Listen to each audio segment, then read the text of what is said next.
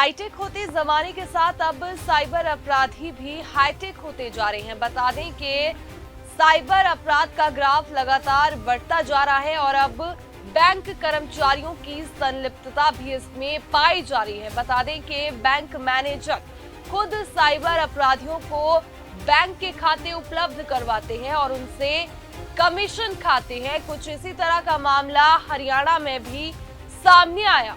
दरअसल cyber crime के मामलों की तफ्तीश करते हुए गुरुग्राम पुलिस ऐसे कर्मचारी के पास पहुंची जिसमें पाया गया कि बैंक कर्मचारी साइबर अपराधियों से मिलीभगत कर उनको बैंक खाता उपलब्ध करवाते हैं और ऐसे 31 बैंक कर्मचारियों को गुरुग्राम पुलिस अब तक गिरफ्तार कर चुकी है, जिनमें कुछ बैंक मैनेजर भी शामिल हैं। ये बैंक मैनेजर बिना दस्तावेजों के ही साइबर अपराधियों को बैंक खाता उपलब्ध करवाते हैं और उसकी एवज में उनसे साइबर फ्रॉड से ठगी हुई राशि पर कमीशन लेते हैं।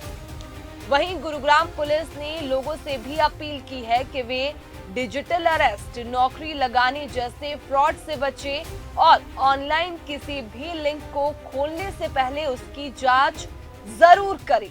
देखिए, गुरुग्राम पुलिस बढ़ते हुए साइबर क्राइम को देखते हुए साइबर क्राइम के खिलाफ एक्शन लेने के लिए बिल्कुल तत्पर है और पिछले काफ़ी समय में बहुत सारे ऐसे साइबर अपराधियों को गुरुग्राम पुलिस के द्वारा अरेस्ट करके जेल भेजा गया है। इन्हीं कार्रवाई के दौरान पिछले करीब 1 साल के अंदर गुरुग्राम पुलिस के द्वारा ऐसे 31 अलग अलग बैंक कर्मचारियों को अलग अलग केसेज में गिरफ्तार किया गया है। पूछताछ के दौरान अलग अलग केसेज की इन्वेस्टिगेशन के दौरान ये पाया गया है कि कुछ मामलों में बैंक जो कर्मचारी, उसमें सभी लेवल के कर्मचारी हैं, कुछ बैंक मैनेजर तक के भी कर्मचारी हैं, ये साइबर अपराधियों के साथ अवैध गतिविधियों में संलिप्त हो जाते हैं और इनके द्वारा या तो बिना ढंग से डॉक्यूमेंट वेरिफिकेशन किए बिना और उनसे कुछ पैसों के लालच में आकर के उन साइबर अपराधियों से साठगांठ कर लेते हैं। इनके खिलाफ गुरुग्राम पुलिस लगातार एक्शन ले रही है, जो कि भविष्य में भी जारी रहेगा।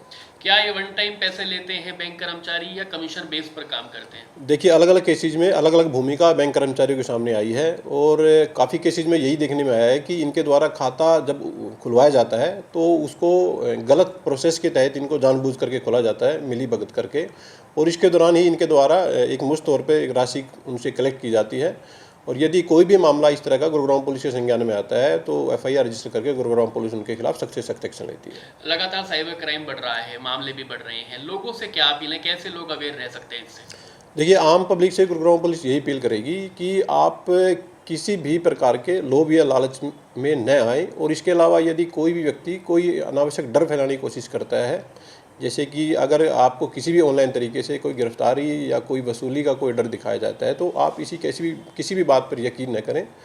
आप तुरंत अपने नज़दीकी साइबर पुलिस स्टेशन या साइबर अपराध की हेल्पलाइन पर डायल करके अपनी कंप्लेंट रजिस्टर करवाइए। और कोई भी आप अगर बिना मेहनत किए कोई भी पैसा अर्जित करने के लिए किसी कार्य में संलिप्त होते हैं तो उस सिचुएशन में आपके साथ धोखाधड़ी होने की संभावनाएं अत्यधिक बढ़ जाती हैं। तो आप इस बात का ध्यान रखें कि जल्दी पैसे कमाने के चक्कर में और कम एफर्ट करते हुए आपको जो भी कोई व्यक्ति लोभ या लालच देता है तो उसमें आपके साथ धोखाधड़ी की संभावनाएं बहुत ज़्यादा रहती हैं। तो आप किसी भी ऐसे अवैध गतिविधि में संलिप्त ना हो, यही गुरुग्राम पुलिस हम लोग से अपील करेगी।